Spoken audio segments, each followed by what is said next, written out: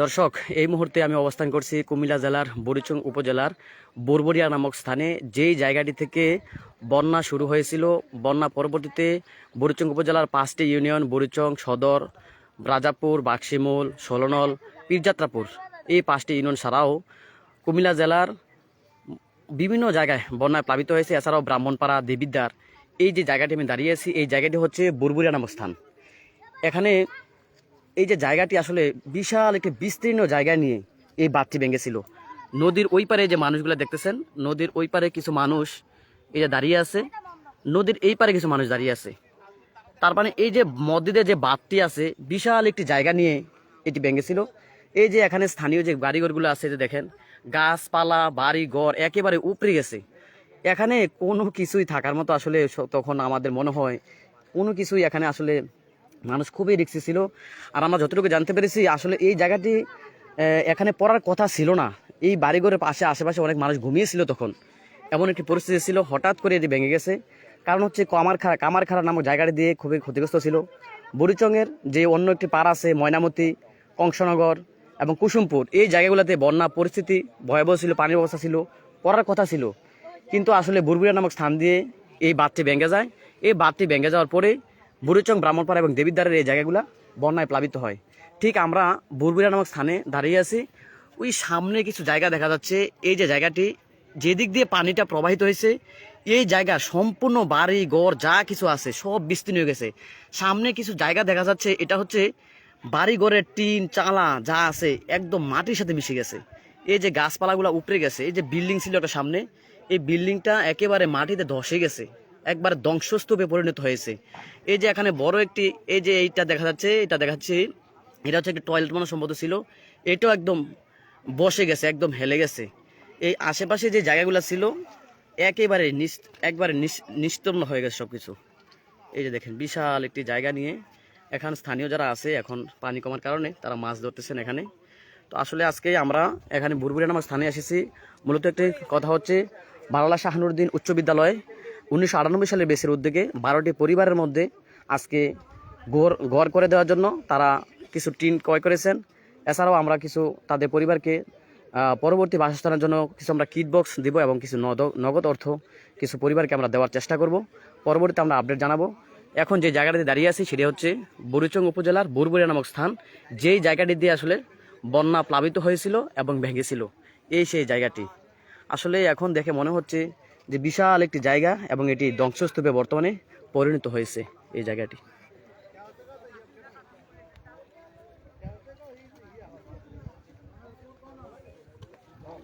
জি জি জি যা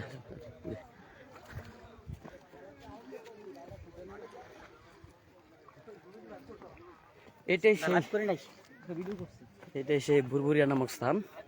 আমরা এখন বরবরিয়া নামক স্থানে অবস্থান করছি।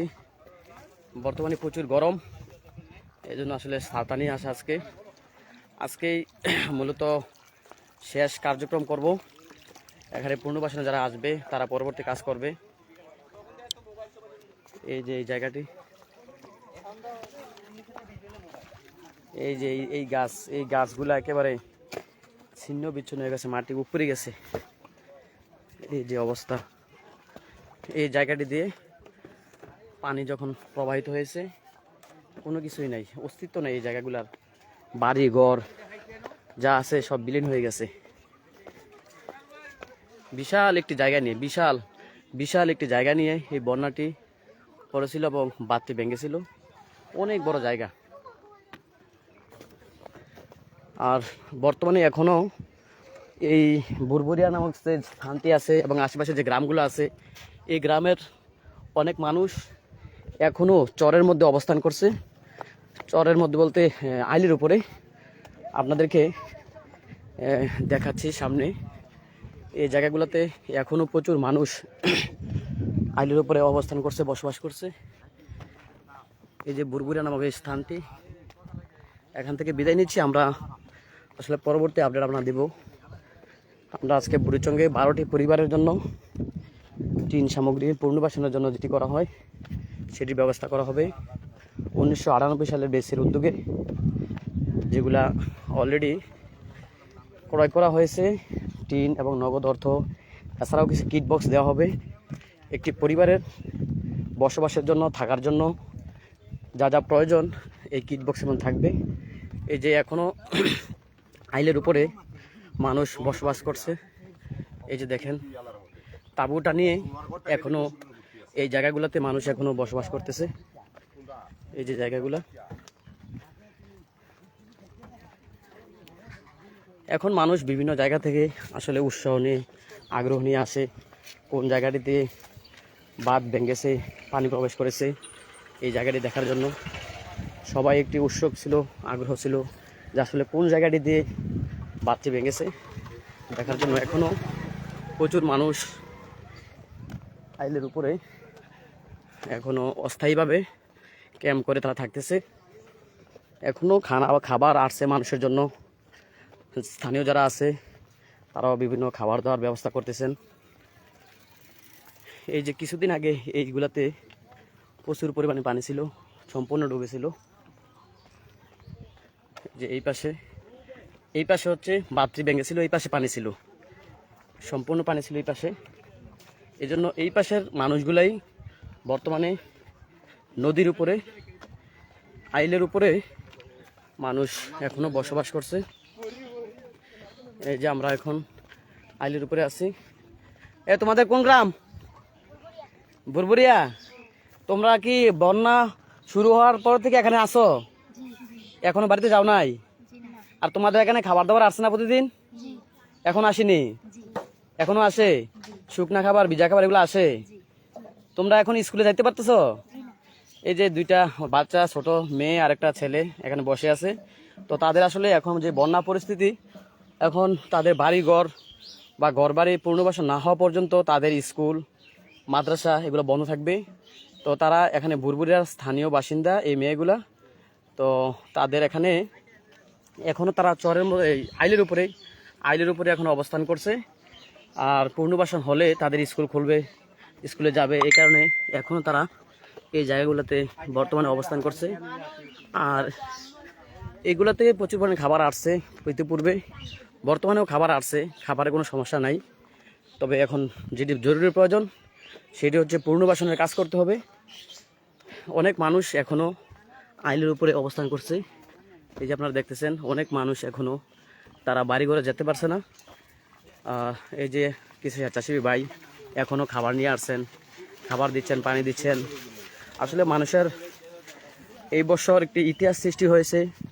প্রচুর পরিমাণে মানুষ বিভিন্ন দিক থেকে খাবার নিয়ে এসেছে, খাবার দিয়েছে যাতে কোনো মানুষ কষ্ট না পায়।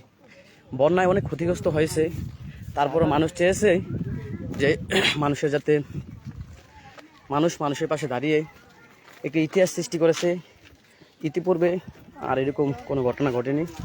এই যে আইলের উপরে এখনও বুরবুরিয়া নামক যে স্থানটি বাঁধটি ভেঙেছিল, আইলের উপরে এখনও এই যে নতুন কিছু টিন আনা হয়েছে, হয়তো বা পুনর্বাসনের কাজ হবে। এই যে টিনগুলা মানুষ এখনও এই যে এগুলাতে অবস্থান করছে। মানুষের বাড়িগুলো থেকে যে ফ্রিজগুলো নিয়ে আসছিল, এই যে ফ্রিজ এখন আইলের উপরে আছে।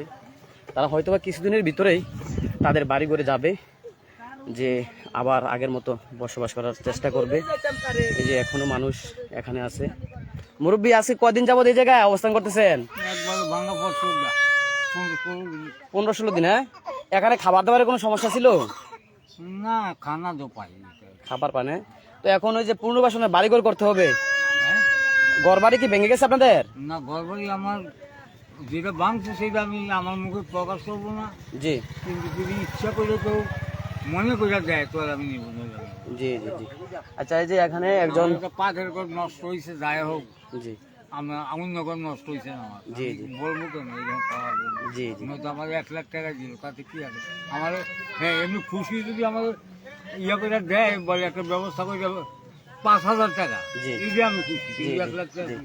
এই একজন মুরব্বীর সাথে কথা বলেছি, উনি বলেছে আসলে ওনার যে ক্ষয়ক্ষতি হয়েছে সামান্য, তারপর যদি মানুষ দেয় তাহলে নিবে। কারণ এখনও তারা এই যে দেখেন মাটির চুলায় তারা রান্না করে খাচ্ছে। আসলে এই অঞ্চলের মানুষগুলা আজকে বন্যা হওয়ার পরে থেকে 23 তারিখ থেকে অনেক কষ্টে ছিল অবশ্যই। কারণ এখানে ঝড়, বৃষ্টি, রোদ, এই যে বিভিন্ন গবাদি পশু সহ তাদের যে স্থানীয় গবাদি পশুগুলো আছে, যারা হাঁস, মুরগি, গরু, ছাগল এগুলা নিয়েই তারা এখানে আসলে এতদিন বসবাস করছে। তারা যুদ্ধের ময়দানের মতো ছিল। তাঁবুটা নিয়ে যে এখনো অনেক মানুষ আছে, বসবাস করতেছে। আমরা কিছুক্ষণ পরেই বুড়বুড়িয়া নামক স্থান থেকে বরিচং যাব। 12টি পরিবারের জন্য আমরা যা যা আজকে ক্রয় করা হয়েছে এগুলো তাদেরকে বুঝিয়ে দেওয়ার চেষ্টা করব। এই যে এখনো মানুষ অবস্থান করছে। সবাইকে এখান থেকে বিদায় জানাচ্ছি। আসসালামু আলাইকুম।